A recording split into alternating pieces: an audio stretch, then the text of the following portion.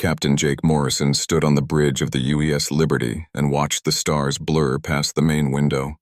The ship was 3 weeks into its mission to explore the outer regions of human space. Jake had been a ship captain for 15 years, but he still loved the feeling of traveling between the stars. "Captain, we're ready for the next jump," said Lieutenant Amy Parker from her station. She was the best navigation officer Jake had ever worked with. Her fingers moved quickly over the control panel as she prepared the hyperspace drive. "Take us to the next system, Amy," Jake said. He settled into his captain's chair and watched his crew work. The Liberty was not a large ship, but it was fast and well built. It carried a crew of 45 people, all experts in their fields. Amy pressed the jump button. The stars outside suddenly stretched into long lines of light. Then everything went wrong. Red warning lights flashed all over the bridge. Alarms started ringing. The ship shook hard, throwing people against their seats. "What's happening?" Jake shouted over the noise. "The navigation computer is going crazy," Amy called back. Her hands flew over her controls, trying to fix the problem. "Something is wrong with the hyperspace calculations." The ship kept shaking. Jake held tight to his chair as sparks flew from damaged control panels. The lights went out for a few seconds, then came back on. "I'm losing control of the jump," Amy said. Fear showed in her voice. "We're going to come out of hyperspace early." "Do what you can," Jake ordered. He pressed a button on his chair. "All hands, this is the captain. Prepare for emergency hyperspace exit." The shaking got worse. Then, suddenly, everything stopped. The lights came back to normal. The alarms went quiet. Outside the window, the stars were still again. Jake took a deep breath. "Status report." Amy checked her instruments. Her face went pale. "Captain, we're not where we're supposed to be. We jumped too far, way too far." "How far?" Jake asked. "According to the star charts, we're about 200 light-years from human space," Amy said quietly. "We're in completely unknown territory." Jake felt his stomach drop. 200 light-years was farther than any human ship had ever traveled. They were truly alone out here. Dr. Lisa Carter, the ship's science officer, looked up from her station. "Captain, I'm picking up artificial signals, radio waves, energy signatures. There's definitely intelligent life in this area." Before Jake could respond, a new voice filled the bridge.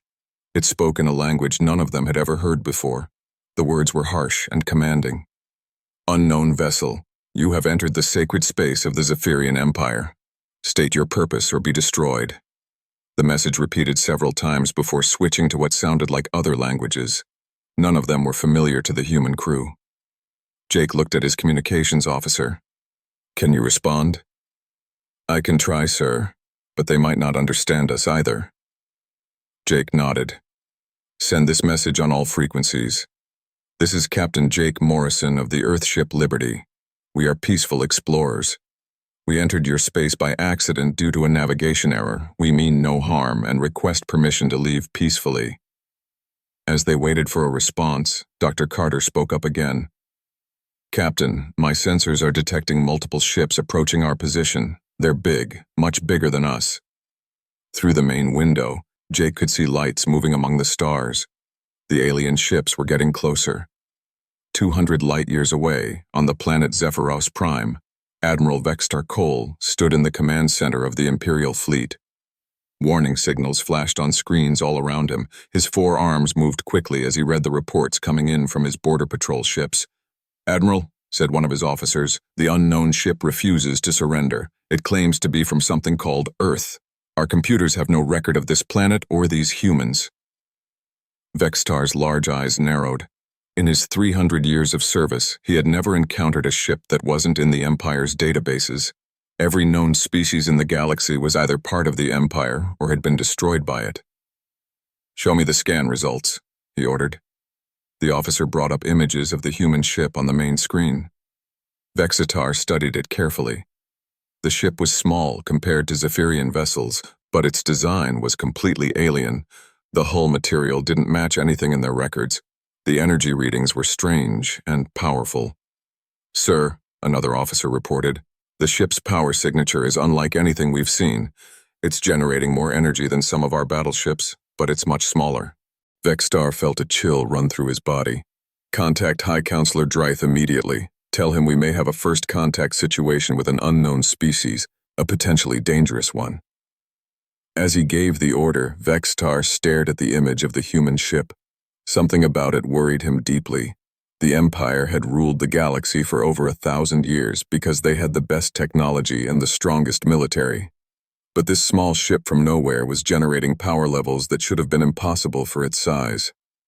Back on the Liberty, Jake watched as 6 alien ships surrounded them. Each one was at least 5 times larger than his ship. Their hulls were dark gray with blue lights running along their sides. "They're scanning us," Dr. Carter reported. "Very thorough scans. They're trying to learn everything about our ship." The alien voice came over the radio again. This time the translation was better. "Earth vessel, you will surrender immediately. Prepare to be boarded. Any resistance will result in your destruction." Jake stood up from his chair. "Amy, how long until you can get the navigation system working again?" "At least 6 hours, Captain. Maybe more." Jake looked at the alien ships surrounding them. He had to make a choice. Surrender to these unknown aliens, or try to fight his way out with one small exploration ship against 6 warships. He made his decision. "All stations, this is the captain. We're not surrendering to anyone. Dr. Carter, what can you tell me about their weapons?" "They're charging some kind of energy weapons, Captain, but the energy levels seem primitive compared to our systems." Jake smiled grimly. Maybe they had a chance after all. Commander Pete Johnson sat at the tactical station, his hands ready over the weapon controls. He had served in the Earth Defense Force for 12 years before joining the Exploration Service. He knew how to fight if he had to. "Captain," Pete said, "their weapons are definitely primitive. Fusion-based energy beams. Our shields should handle them easily." Jake nodded. "Let's hope we don't have to find out. Keep scanning their ships. I want to know everything about them." Dr. Carter looked up from her science station. "Captain, I'm analyzing their ship designs. They're using technology that's at least 50 years behind ours, maybe more. Their power systems are incredibly inefficient."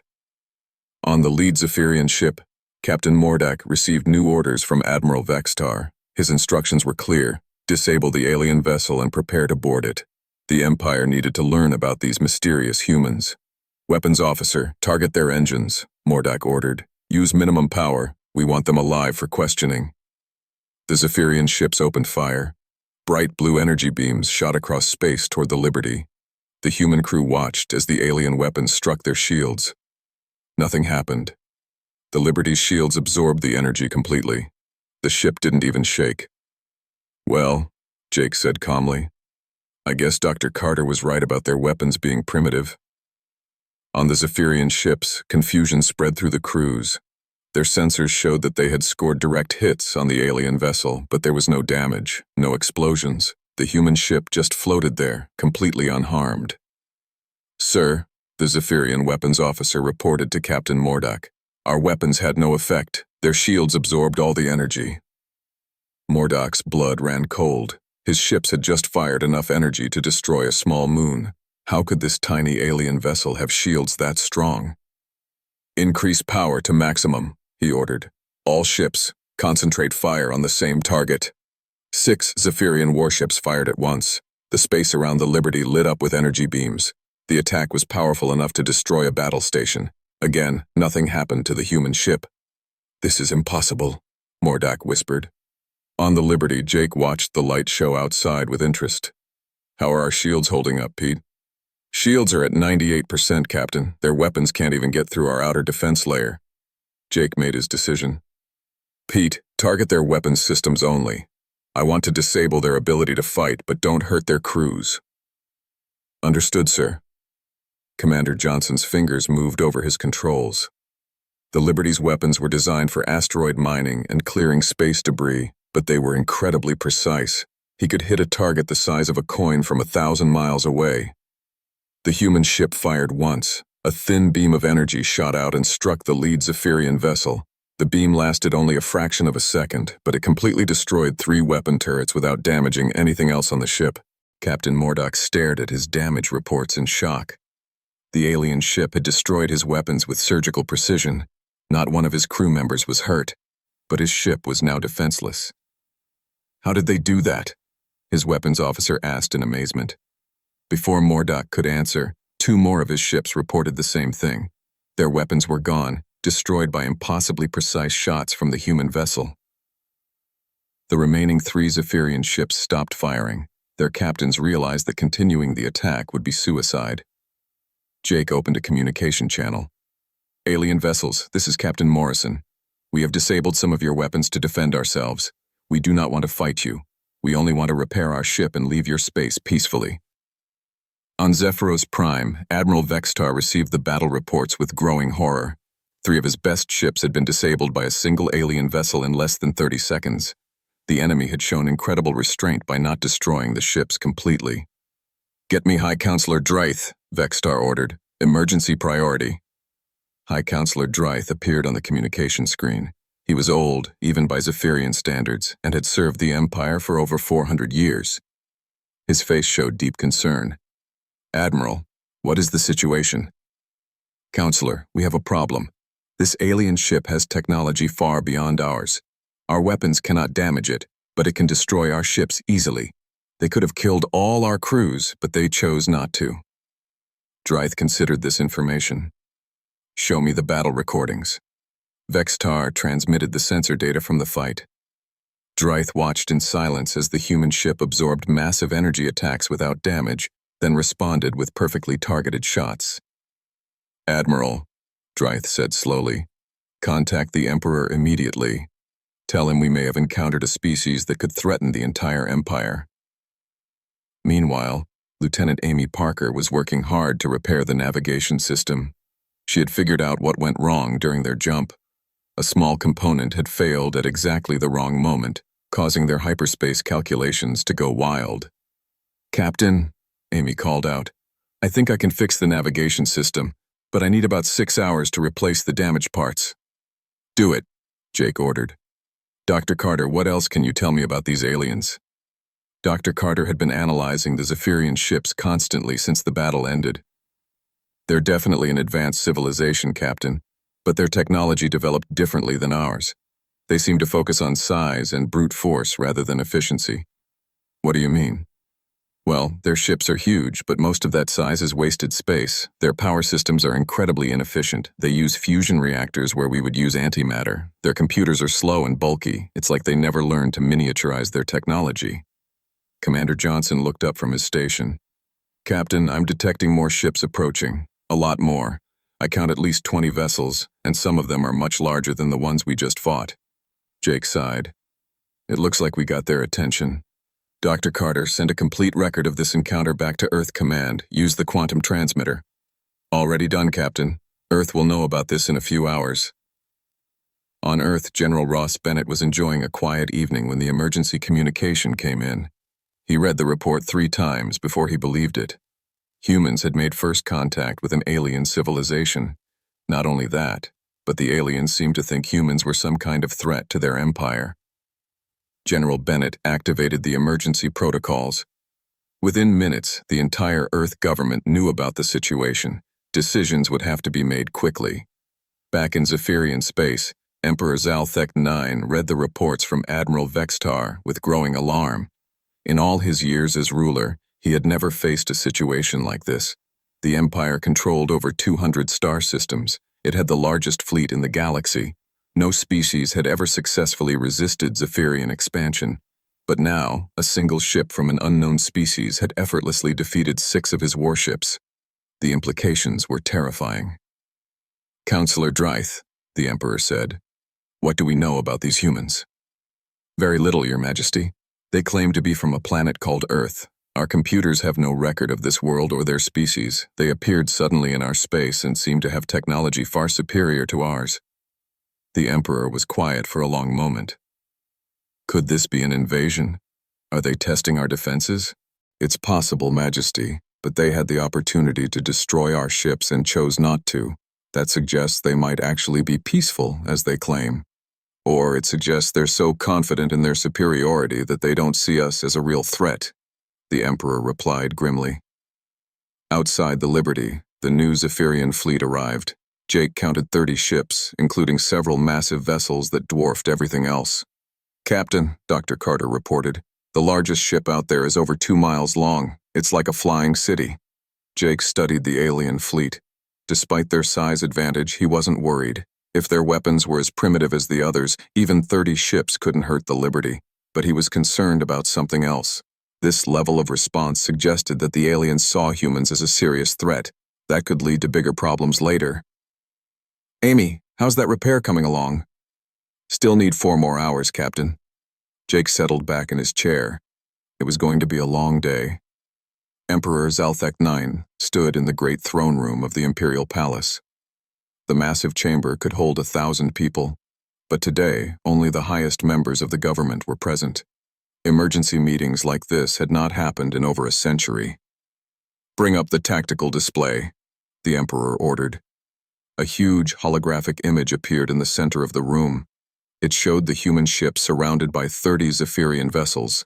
The Liberty looked tiny compared to the alien fleet, but everyone in the room knew the truth. That small ship had easily defeated 6 warships. Your Majesty, High Counselor Drythe said, our intelligence division has been analyzing the alien transmissions. We've learned some disturbing information. Tell me. The humans are using a form of communication we've never seen before. It's faster than anything we have. They can send messages across hundreds of light years instantly. The Emperor felt his blood grow cold. Instant communication across that distance, that's impossible. We thought so too, Majesty, but our sensors detected the transmission. They sent a complete report of this encounter to their home world. Earth now knows about us. Scientist Prime Keltar stepped forward. She was the Empire's greatest expert on alien technology. Your Majesty, I've been studying their ship's design. What I found is frightening. Explain. Their vessel is not a warship. According to our analysis, it's an exploration ship. It's designed for scientific research and long-range travel, yet it has better shields than our best battleships and weapons more accurate than our finest targeting systems. The throne room fell silent. If this was just an exploration ship, what would their actual warships be like? There's more, Majesty, Keltar continued. Our computers intercepted part of their communication with Earth. We were able to translate some of it. The humans control only 12 star systems. 12? The Emperor asked in surprise. That's nothing. We control 200 systems. Yes, Majesty. But think about this. They control 12 systems, yet their exploration ships are more advanced than our entire fleet. What kind of civilization has that level of technology with so few worlds? The implications were clear to everyone in the room. The humans might be small in number, but they were incredibly advanced. If they decided to expand, nothing could stop them. On the Liberty, tech specialist Kyle Adams was working on the navigation system with Lieutenant Parker. Kyle was one of the best engineers in the human fleet. He could fix almost anything. I think I see the problem, Kyle said, holding up a small component. This quantum processor failed during the jump. It's a 1 in a million chance, but it happened. Can you fix it? Amy asked. I can do better than that. I can build a new one. Kyle pulled out a small device that looked like a briefcase. When he opened it, it revealed an incredibly complex machine. What is that? Amy asked in amazement. Atomic assembler. It can build any component we need by arranging atoms in the right pattern. Give me 2 hours and I'll have a new processor that's better than the original. Amy stared at the device. You can build anything with that? Pretty much. As long as I have the raw materials and the blueprints. Unknown to the humans, Zephyrian spy drones were watching this conversation. The images were transmitted back to the Empire's scientists, who watched in shock as the human engineer began building complex electronic components from basic atoms. This is impossible, one scientist whispered. They can manipulate matter at the atomic level. On Zephyros Prime, the news caused another wave of panic. The Empire's most advanced factories took weeks to build the components that the human was creating in hours.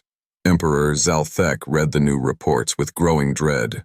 Counselor, I want to know everything about these humans. Where they come from, how many ships they have, what their intentions are. Our spy drones are following their ship at maximum range, Majesty. We should be able to track them back to their space when they leave. Good. And I want our entire fleet mobilized. If these humans decide to attack us, we need to be ready. Majesty, with respect, our entire fleet might not be enough. If their exploration ships are this advanced, their warships could probably destroy our whole civilization. The Emperor was quiet for a long moment. He had ruled the Empire for 50 years and had never faced a challenge like this. Then we need to make sure they don't want to destroy us. Meanwhile, on Earth, General Bennett was in an emergency meeting with the World Council. The news of first contact had shocked everyone. General, President Martinez said, "What's your assessment of the situation? The alien empire seems to view us as a threat, even though we've done nothing aggressive. Their technology is primitive compared to ours, but they have a huge number of ships. If this turns into a war, we'll win, but a lot of people will die on both sides. What do you recommend?" "We need to send a diplomatic mission, show them that we're peaceful and want to coexist, but we also need to be prepared in case diplomacy fails." President Martinez nodded. "Prepare a diplomatic ship, send our best ambassador, and General, make sure that ship has proper escort." Back on the Liberty, Kyle had finished building the new navigation component. "This should work even better than the original," he told Captain Morrison. "We'll be able to jump home in about an hour." Jake was relieved. "Good work, Kyle. I'll be glad to get out of here before things get worse." But Dr. Carter had been monitoring Zephyrian communications. "Captain, I don't think they're going to let us leave easily. I'm detecting massive fleet movements throughout their empire. They're mobilizing everything they have. Because of us? Because of what we represent. They think Earth is planning to invade them." Jake sighed. "Can you break into their communication system? I want to talk directly to their leader." "I can try, Captain. Their encryption is pretty basic compared to our systems." Within minutes, Dr. Carter had hacked into the Zephyrian command network. Jake found himself talking directly to Emperor Zalthek. "Emperor, this is Captain Jake Morrison of Earth. I understand you're concerned about our presence here.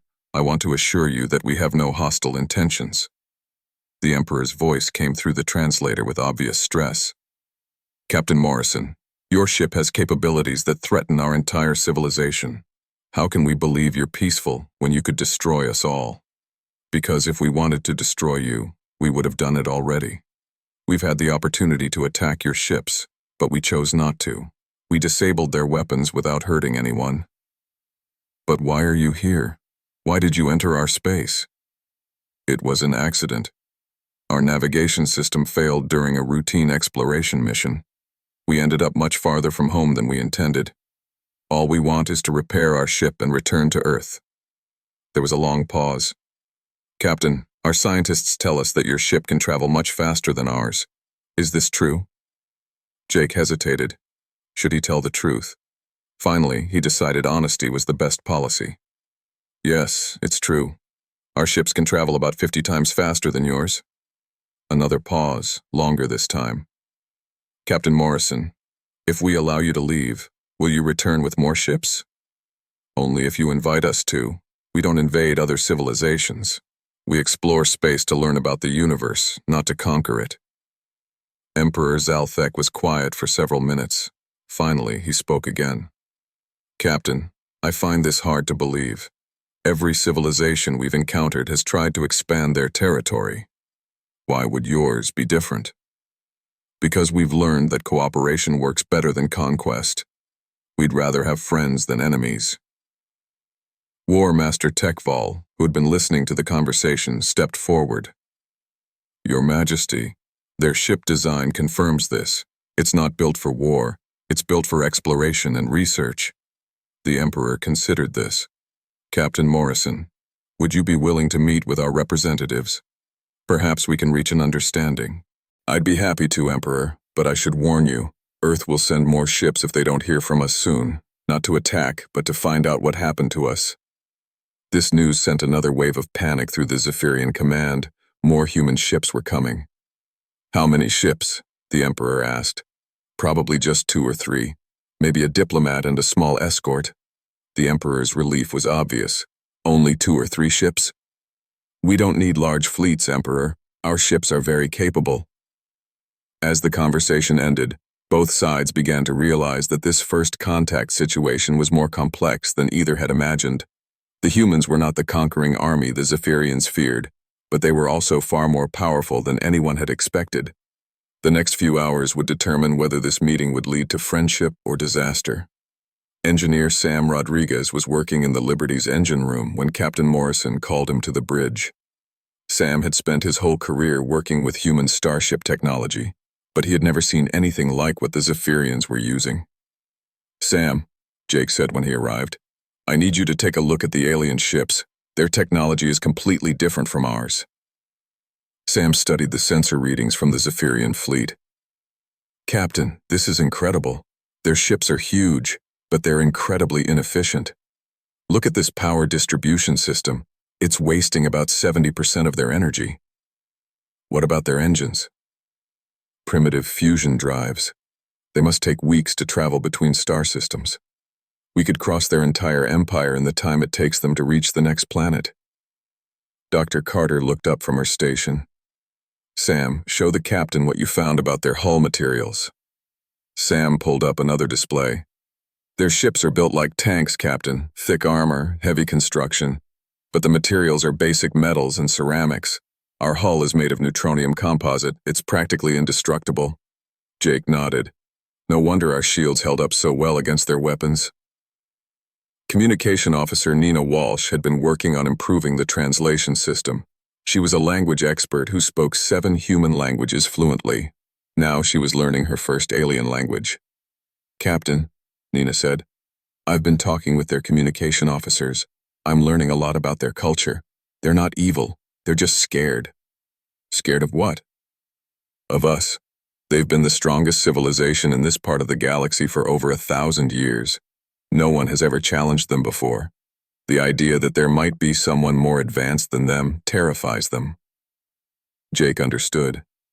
It would be like if aliens showed up at Earth with technology that made ours look like stone tools. Exactly. But here's the thing, Captain. They've never encountered a civilization that was peaceful and advanced. Every species they've met has either tried to conquer them or been conquered by them. On the Zephyrian flagship, War Master Tekval was studying the human ship with growing amazement. He had been a military strategist for over 200 years, and he had never seen anything like the Liberty. "The ship's design is all wrong," he told his staff. "It has no heavy armor, no massive weapon arrays, no boarding pods. It's not built for war at all." "Then how is it so powerful?" asked one of his officers. "It doesn't need to be heavily armored because its shields are impenetrable. It doesn't need massive weapons because its targeting system is perfect. And it doesn't need boarding pods because it can disable enemy ships without destroying them." Tekval studied the tactical data again. "This ship represents a completely different approach to space travel. Instead of building bigger and stronger, they built smarter and more efficient." The officer looked confused. "But how is that possible? How can a small ship be more powerful than a large one?" "By using better technology. Look at these readings. Their power source is tiny, but produces more energy than our largest reactors. Their computer systems are incredibly fast, but take up almost no space. They've miniaturized everything." Meanwhile, Emperor Zalthek was meeting with his top advisors. The stress of the situation was showing on everyone's faces. "Your Majesty," High Counselor Drythe said, "we've completed our analysis of the human ship. The results are disturbing. Tell me, if this is truly just an exploration vessel, then their actual warships must be incredibly powerful. A single human battleship could probably destroy our entire Grand Fleet." The Emperor felt sick. "How many ships do they have?" "We don't know. But remember, they control only 12 star systems. Even if they have 1,000 ships, that's nothing compared to our 40,000 vessels." "But it doesn't matter how many ships we have if theirs are 100 times more powerful," the Emperor replied. Scientist Prime Keltar entered the meeting room. "Your Majesty, we've discovered something else. The humans are using artificial gravity on their ship." "What's unusual about that?" "We use artificial gravity too." "Yes, but our gravity systems are huge and use enormous amounts of power. Their gravity system is tiny and uses almost no energy. They've somehow learned to manipulate gravity itself." The Emperor stared at her. "That's impossible. Gravity manipulation is theoretical physics. No one has ever actually done it." "The humans have, Majesty, which means their understanding of physics is far beyond ours." Back on the Liberty, Captain Morrison was dealing with a new problem. His quantum communication system had picked up a message from Earth Command. "Captain," Nina reported, "Earth is sending a diplomatic mission. Ambassador Ellen Brooks is coming with 2 escort ships." Jake smiled. Ellen Brooks was one of Earth's best diplomats. If anyone could sort out this mess, she could.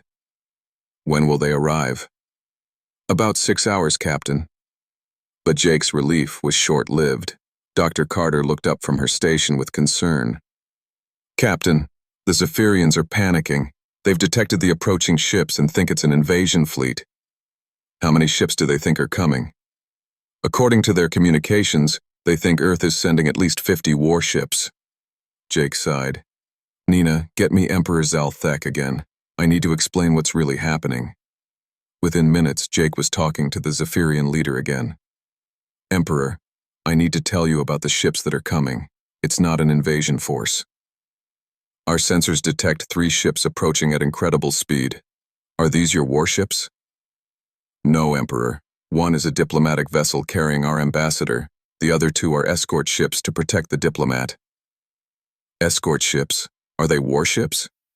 Jake hesitated. The escort ships were technically warships, but they were small patrol vessels. "They're defensive ships, Emperor. They're only there to make sure our ambassador arrives safely." "How powerful are these escort ships compared to your exploration vessel?" Jake realized he was in a difficult position. If he told the truth, it might cause more panic, but lying would be worse. "They're more advanced than the Liberty, Emperor, but they're still small ships. They're not designed for attacking planets or conquering star systems." There was a long silence. "Captain Morrison, are you telling me that ships more powerful than yours are considered small by your people?" "Emperor, we design our ships differently than you do. We make them efficient rather than big." On Zephyros Prime, this news caused another wave of panic. If the human exploration ship was already more powerful than anything the Empire had, what would their actual military vessels be like? War Master Tekval was studying new intelligence reports when he made a shocking discovery. "Your Majesty, I've found something important in the intercepted communications." "What is it?" "The humans mentioned that their diplomat is traveling on a standard diplomatic vessel. If their exploration ships are this advanced, and their escort ships are even better, what does that say about their diplomatic ships?" The Emperor realized the implications. "You're saying that even their diplomatic ships might be more powerful than our battleships?" "It's possible, Majesty. Remember, they build everything to be efficient and advanced. They probably don't even have weak ships." Engineer Sam Rodriguez was putting the finishing touches on the navigation repair when he noticed something interesting in the Zephyrian ship designs. "Captain," he called out, "I think I know why the Zephyrians are so worried about us." "What do you mean?" "Look at how they build things. Everything is huge and inefficient because that's the only way they know how to make it work. To them, bigger always means more powerful. When they see our small ships doing things their biggest ships can't do, it breaks their understanding of how the universe works." Dr. Carter nodded. "It's like showing a musket to someone who's never seen gunpowder. They wouldn't understand how something so small could be more dangerous than a sword." Jake understood. "So they're not just scared of our technology. They're scared because our technology proves that everything they thought they knew about engineering and physics is wrong." "Exactly. And if they're wrong about technology, what else might they be wrong about?" As the human diplomatic ships approached, both sides prepared for a meeting that would change the galaxy forever. The Zephyrians didn't know it yet, but they were about to discover that the universe was much larger and more complex than they had ever imagined.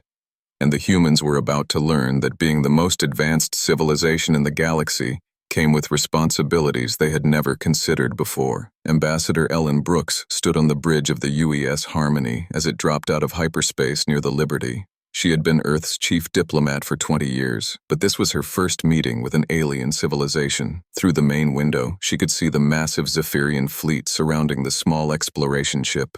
"Captain Martinez," she said to the ship's commander, "take us to the Liberty and keep our weapons powered down. We don't want to seem threatening." Captain Tony Martinez nodded. He commanded one of Earth's newest diplomatic vessels, the Harmony. The ship was designed to impress foreign dignitaries with human technology while appearing peaceful and non-threatening. Ambassador, Dr. Carter's voice came over the communication system from the Liberty. The Zephyrians are in complete panic. They think your ship is some kind of superweapon. Ellen looked at the Harmony's sleek design and advanced systems. To human eyes, it was clearly a diplomatic vessel, but she could understand how aliens might see it differently.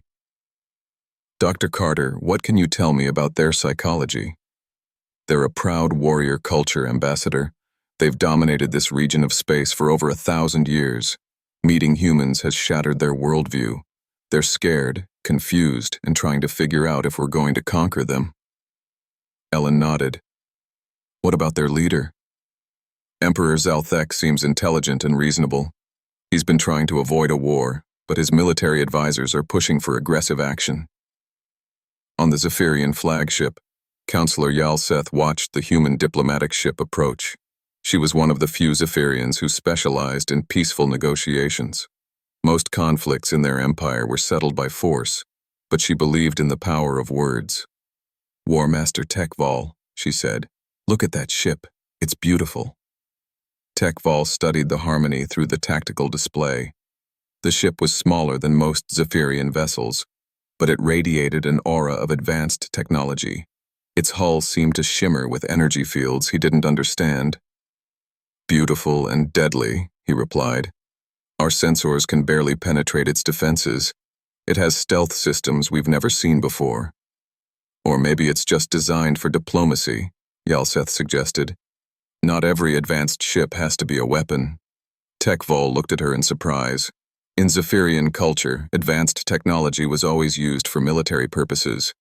The idea of building sophisticated ships for peaceful missions was foreign to him. Emperor Zalthek received reports from his scouts as the human ships took positions around the Liberty.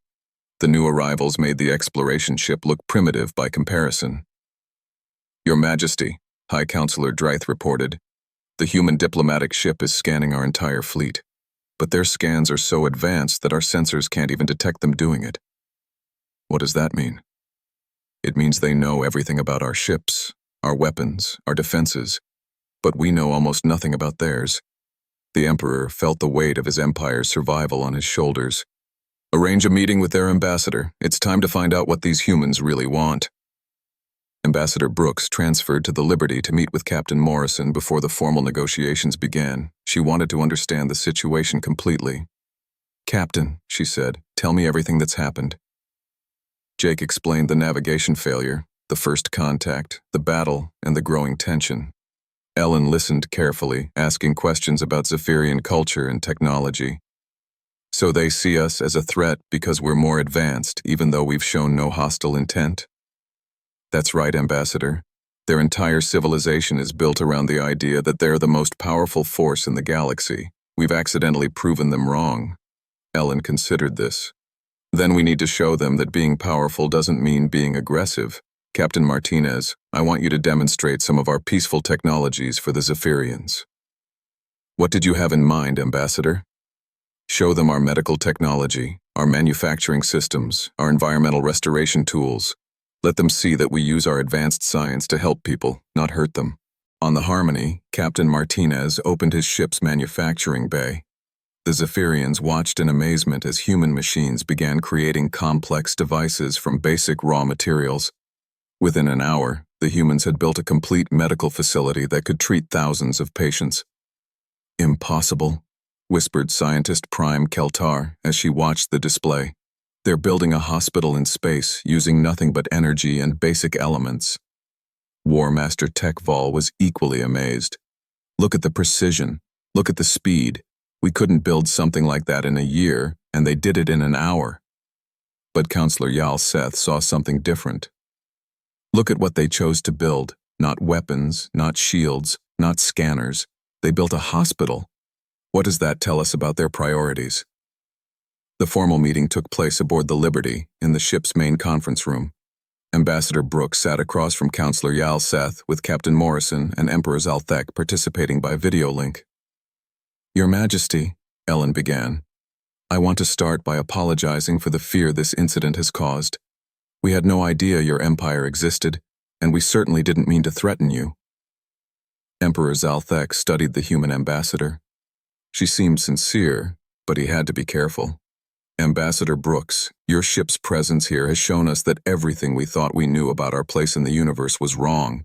How can we trust that you won't use your superior technology against us? Because we've already had the opportunity to do that, and we chose not to. Your Majesty, if we wanted to conquer your empire, we would have attacked your ships immediately. Instead, we disabled their weapons without hurting anyone and tried to open peaceful communications. Counselor Yal Seth leaned forward. Ambassador, may I ask about your civilization's history? Have you ever conquered other species? Ellen shook her head. We've never encountered another intelligent species before you. But in our own history, we learned that conquest and war cause more problems than they solve. We've found that cooperation and trade work much better than force. But you must expand, the Emperor insisted. All successful civilizations expand their territory. We do expand, Your Majesty, but we expand into empty space, not into other people's territory. The galaxy is huge. There's room for everyone. Captain Martinez added, Your Majesty, we've brought star charts showing our expansion over the last 200 years. You'll see that we've colonized dozens of systems, but we've never taken a planet that belonged to someone else. The Zephyrians studied the human star charts with growing amazement. Earth's expansion was systematic and careful, avoiding any areas that might contain intelligent life. You scan every system before you colonize it? Counselor Yelseth asked. Of course, Ellen replied. We would never build a colony on a planet that had native life forms. That would be wrong. This concept was revolutionary to the Zephyrians. In their expansion across the galaxy, they had conquered dozens of species and taken their worlds. The idea of deliberately avoiding other civilizations was completely foreign to them. Ambassador, Emperor Zalthek said slowly, what do you want from us? Friendship, if possible. Trade, if you're interested. And most importantly, peace. But you could just take whatever you wanted. Your ships are powerful enough to destroy our entire civilization. Ellen was quiet for a moment. Your Majesty, just because we can do something doesn't mean we should do it. We believe that the universe is a better place when different civilizations work together instead of fighting each other. War Master Tekval had been listening to the conversation with growing wonder. Ambassador, are you saying that your people choose to be peaceful even though you have the power to be conquerors? That's exactly what I'm saying. We've learned that helping others ultimately helps ourselves. To demonstrate this principle, Captain Martinez announced that the humans would share some of their medical technology with the Zephyrians as a gesture of goodwill. The medical equipment they had built could cure diseases that had plagued the Empire for centuries. You're giving this to us? Emperor Zalthek asked in disbelief. For free? Consider it a gift between friends, Ellen replied. The Emperor was quiet for a long time. Finally, he spoke. Ambassador Brooks, I believe I understand now. You're not conquerors. You're teachers. We prefer to think of ourselves as neighbors, Your Majesty. Over the next several hours, the two sides worked out the framework for peaceful relations. The humans would establish a small embassy in Zephyrian space, and the Zephyrians would send representatives to Earth. Trade agreements were discussed, cultural exchanges were planned, and most importantly, both sides agreed to respect each other's territory. But the meeting had a deeper impact than just diplomatic agreements. The Zephyrians began to realize that their empire could learn from the human example. Instead of ruling through fear and conquest, they could build relationships based on cooperation and mutual benefit. Emperor Zalthek announced that the empire would begin transforming itself into a federation where member worlds would have more freedom and representation. It was a revolutionary change that would take years to implement, but it was inspired by the human example of peaceful expansion. As the Liberty prepared to return to Earth, Captain Morrison reflected on how much had changed in just a few days. When they had accidentally entered Zephyrian space, he had feared they might start a war. Instead, they had made humanity's first alien friends. Captain, Dr. Carter said, we're receiving a message from Earth Command. They want us to establish a permanent embassy here. Jake smiled. Looks like we won't be going home just yet. Ambassador Brooks would remain in Zephyrian space to oversee the new embassy.